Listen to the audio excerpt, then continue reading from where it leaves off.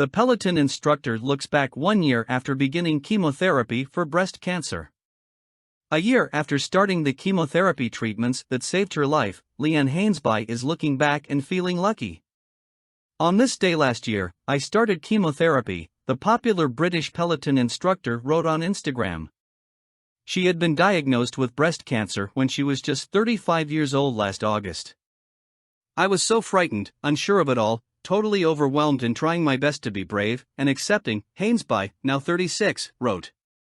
Hainsby, who continued to teach 3 to 4 Peloton classes a week to unknowing members while undergoing 12 weeks of chemo, announced that she's teamed up with a charity initiative aimed at early diagnosis of breast cancer.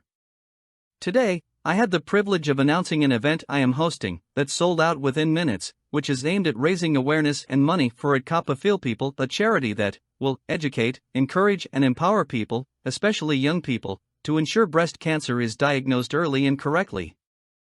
I feel so lucky to be well, and proud for this moment. It's taken a lot to get here, and I'm really ready to hopefully make a difference. Hainsby's health struggle began during an emotional time in her life, as 2 days before my best friend's funeral, I found a lump in my breast. She captioned a series of Instagram photos of herself in a hospital bed last year. That really is a sentence I never imagined writing. After first being dismissed by a doctor who said she was fine, she went on to consult another physician and was diagnosed with breast cancer in August 2022. I trusted my gut and got a second opinion, she wrote. That saved my life. Check, and check again.